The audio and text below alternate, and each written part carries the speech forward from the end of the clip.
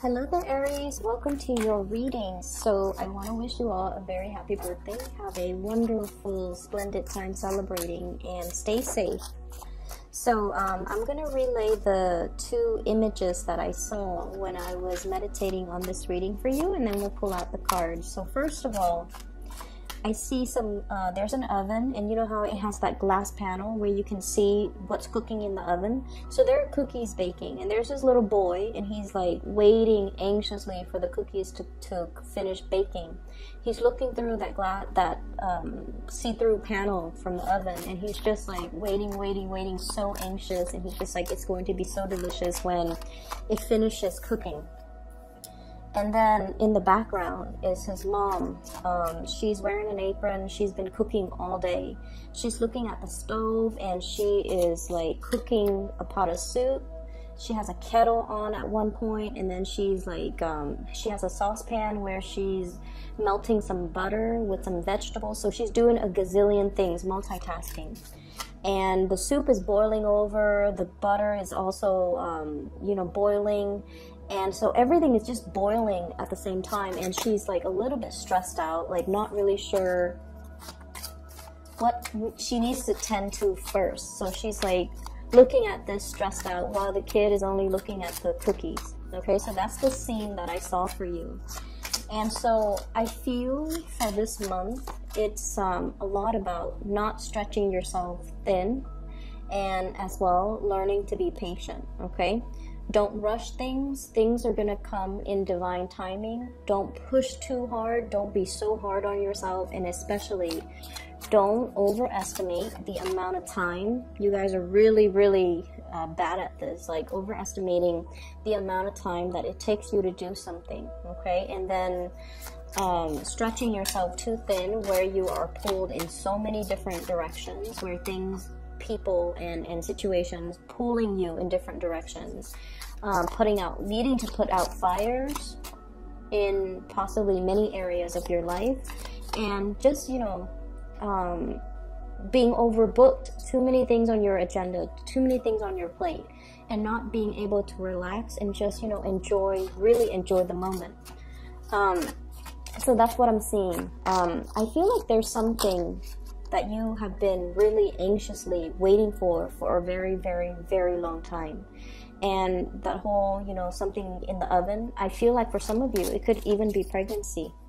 Okay, wanting to start a family, wanting to have a partner on board, wanting to I'm hearing partner in crime, but I also feel like it's somebody that you can build something with. Okay, wanting a life partner, wanting somebody to have a family with, to build a family with, and especially to share some major milestones and experiences in your life with. So I feel there's this element here about wanting to have that other person that you can spend the rest of your life with as well.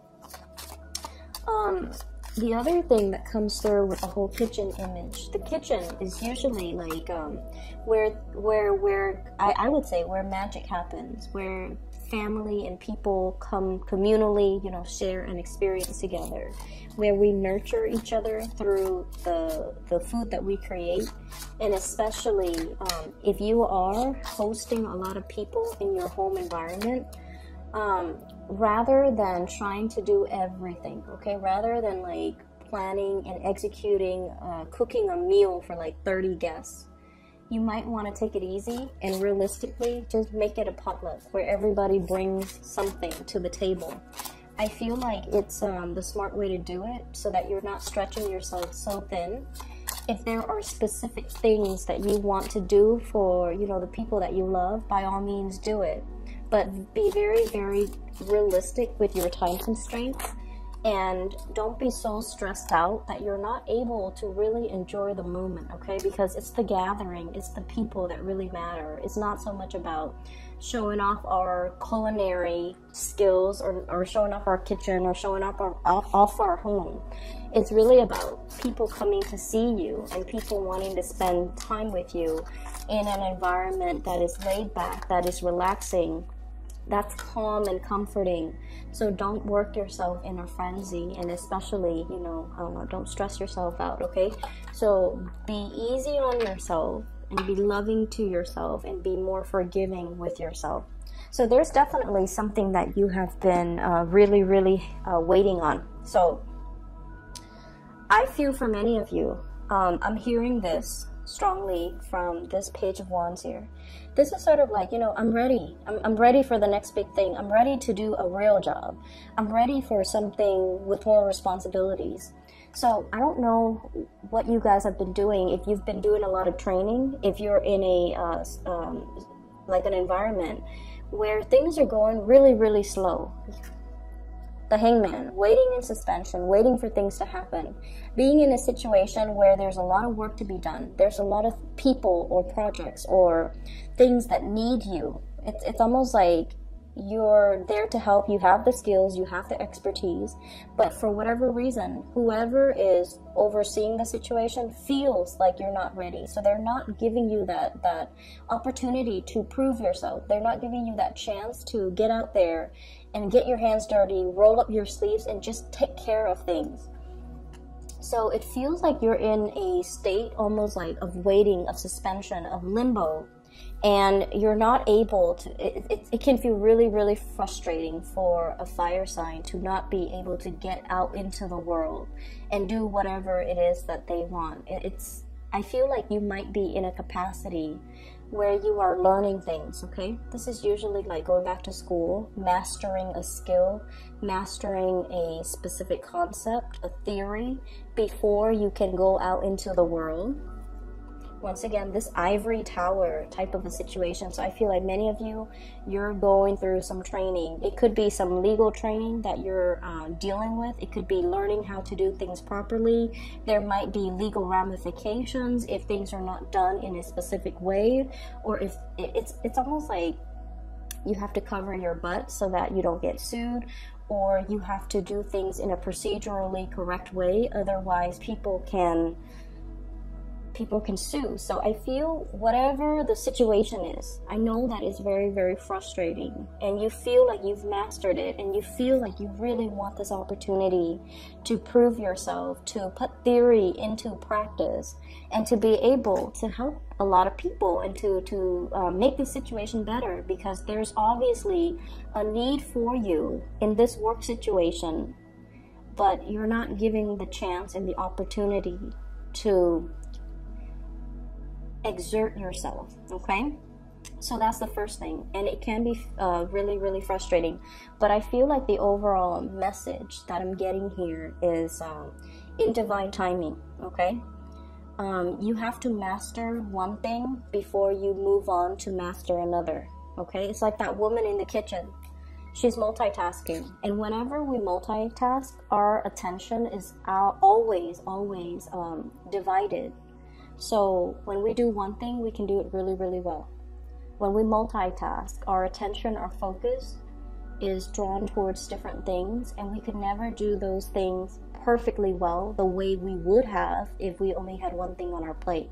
That's just the way the human brain works, okay? So as much as we feel like we can multitask, the quality of the outcome of the end result always diminishes.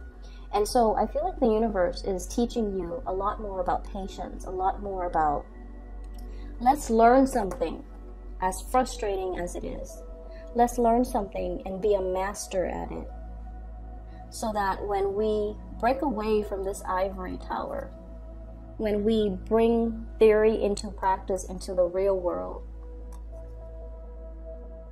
we can do it right, okay? The kings, and this is your energy, the kings always do things the right way. They've already mastered it. They've been through it. They have the skills and the knowledge and the experience and whatever it is that's required of a ruler, a leader, a breadth of vision, hindsight, you know, the whole learning from past experiences. But I feel like, you know, the universe really wants you to master, rather than going into a situation excitedly, but not having the skills and the necessary experience from your past to make the best of a situation, or to make something the best that it could be. So a little bit more patience and a little bit more waiting, I feel, is going to be in store for you. For some of you,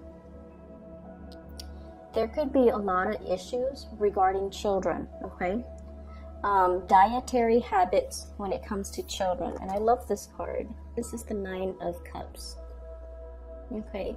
I usually think of this as like the binge eating, or a household that might be a little bit neglected, and then the children are eating whatever is around, usually junk food or usually snacks. The parents might be so busy, or the parents might not be in the picture, or there's some issues here. I feel for some of you, if it's not your own children, you might be dealing with a child, and you might be compensating, taking care of a child, or giving the child a lot of love and attention, or you're feeling like the parents of the child are turning their back on the kid.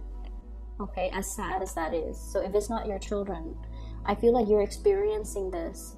You're playing the role of a caretaker. You're doing something to rectify a situation because you're just like, that's not fair.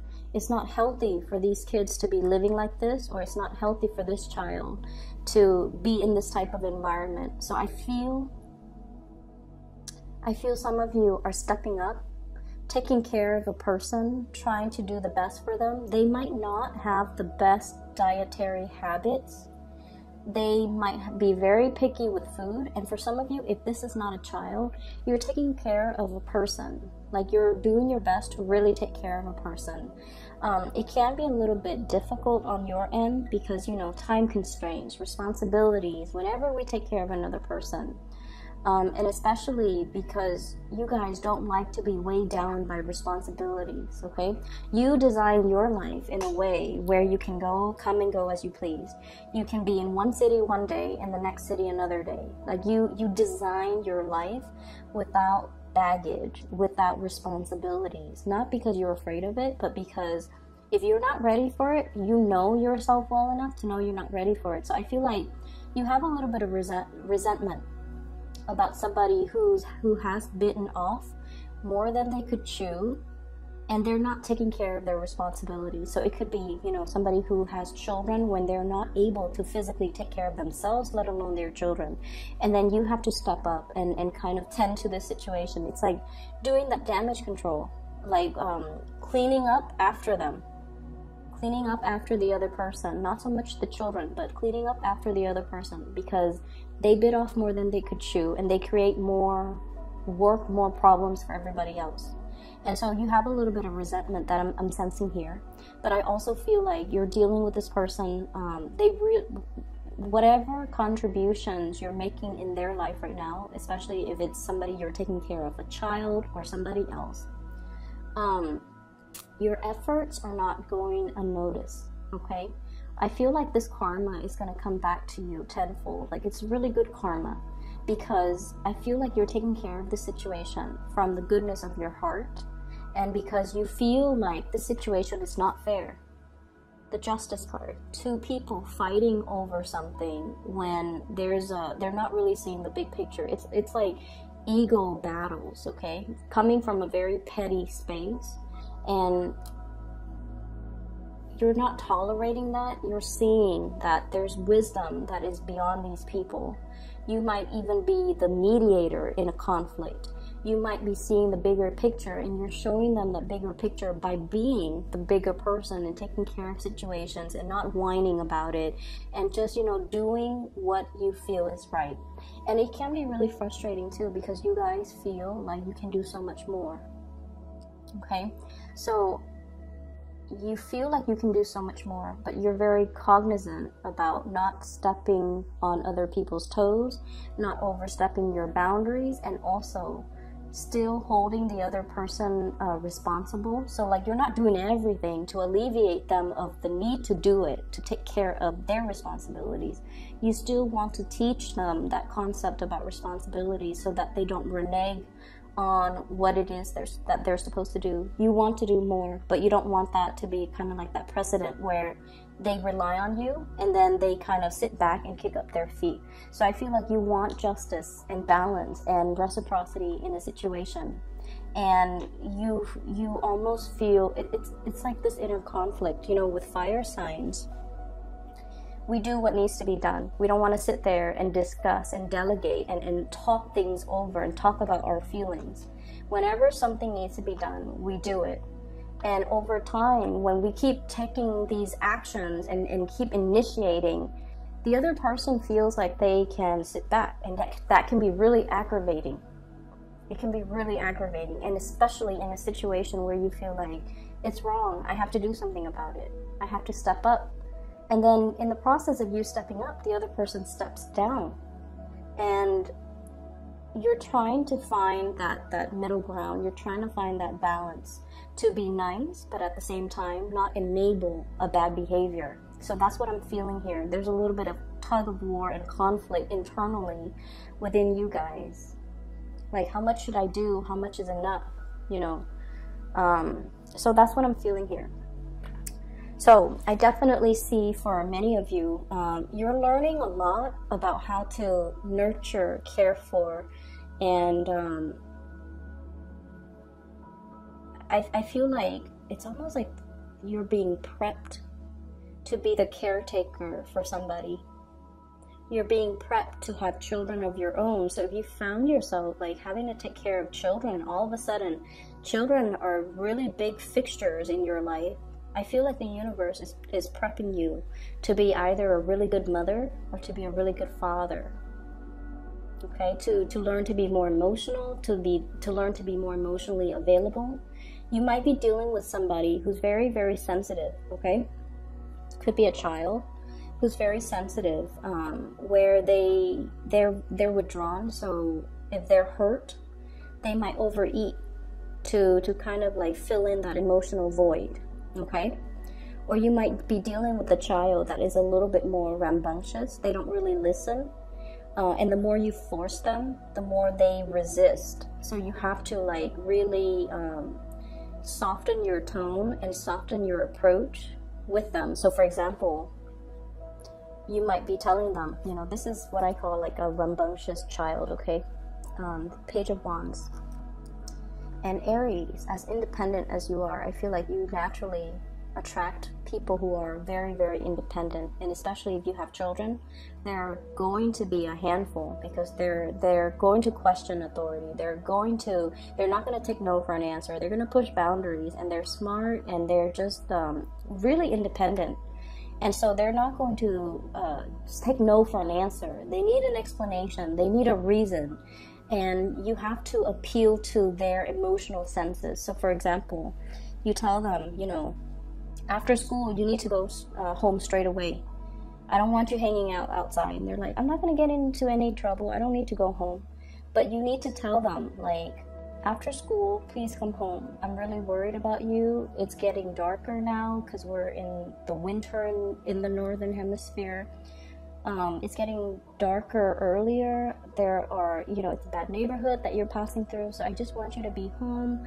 That way I'm not worried about you. Then when you're home, you can do whatever you want. So I feel like you have to make that emotional appeal with these children or these young people in your life so that they understand your restrictions come from a place of love rather than a place of punishment. Okay?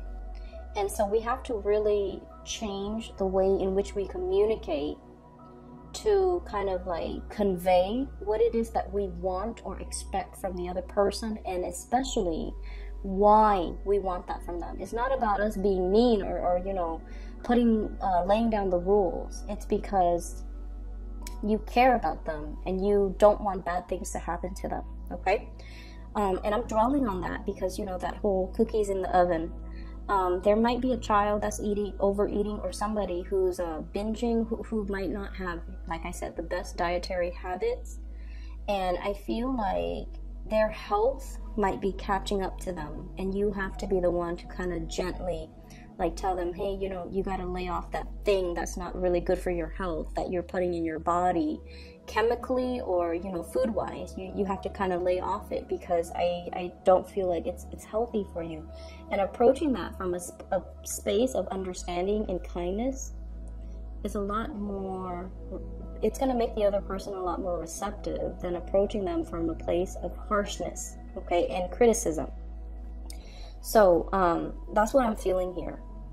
I feel like for many of you, there's a lot of training that you're going through, and it's like, it's frustrating, I understand. But it's gonna come to an end, and then you can kind of like spread your wings and you know, practice what you preach. And you can have an opportunity, especially to kind of really have more independence to do things without people looking over your shoulders to see if you're doing things properly. And then I also feel as well in partnerships, I have 3 signs. So I have an air sign, Aquarius, Gemini, and Libra. And I have this here, King of Swords. You might be having a lot of discussions with this person if it's a romantic partner, okay? Over family trauma, healing past family issues. They might come from a broken home, or you might come from a broken home, and you're both bringing a lot of fears about commitment, fears about settling down. I feel like the love is definitely there, but both parties are bringing to the table a lot of like fears from their respective dating past, marital past, even family trauma. And I feel like you're healing together, but the process is still ongoing, so it's going to take a little bit more time, okay? Others of you dealing with a water sign, a Pisces, a Cancer, or a Scorpio. I feel like this person, and I have here the Queen of Cups, I feel like this person is a lot more into you than you are into them. That's what I'm sensing. They really like you, and you know that they're a really good person. Like, you know they're a really good person. This is somebody, male or female. They could be the one that you want to bring home to mom and dad. You want them to meet your parents. You want to bring them around your friends because they're loving, they're kind, they're compassionate. But I feel like, I don't know how much fun or excitement or enjoyment you're getting out of this relationship. So I feel like there's somebody here that is really, really, really into you. Like, they're really into you. But I feel like they're looking for a relationship, and you might be looking for fun. Okay? And they're ready for a relationship. You might not feel like you're ready, or you might not want that commitment, the whole 9 yards with this person. For some of you, this person might be a little bit older than you.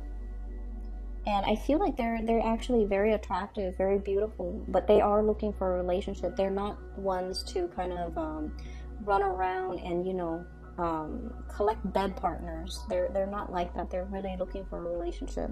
They might have children of their own. They might like be dealing with a like a separation or a divorce. Okay, so they're not completely single just yet. And then I also feel a fire sign, Sagittarius, Aries, Leo. There might be a distance thing between you and this relationship partner. There's a lot of coming and going, getting back together, and then there's distance. So I don't know if you're like breaking up and then making up, but I'm seeing distance between you and this person here. I feel overall, we have here the wish card. So I definitely see a lot of communication, and a lot of love, and a lot of compromise, and a lot of help that's going to be coming into the picture. And like I said, if you're planning to do this massive cookout, you know, hosting and inviting a bunch of people to your home, just make sure you actually enjoy the process. Don't stretch yourself too thin. Don't overbook your schedule. Don't overcommit your time, because you're going to be stressed out. And it's a month, it's your birthday month. You're supposed to relax and, you know, enjoy the people and the company. So don't stress yourself out. Make it a potluck, okay? I hope the reading is helpful, Aries. I hope that it helps you navigate this energy for this month. I don't have any news here regarding finances, so no news is always good news in my book. I feel like it is a lot more about, you know, being patient and getting through the learning process, and then being able to, you know, exert yourself in the physical world, okay? So best of luck with everything. I will see you guys soon, and have a wonderful birthday time. For those of you who are still emailing me about readings, I don't do readings anymore for private clients. I do have somebody that I highly recommend. I've included a link to her scheduling website in the description box below. Her name is Bridget, and she is based out of California. So if you'd like to book a reading for yourself, please click on her link and do so through that through her. Okay. Take care of yourself. I'll talk to you soon.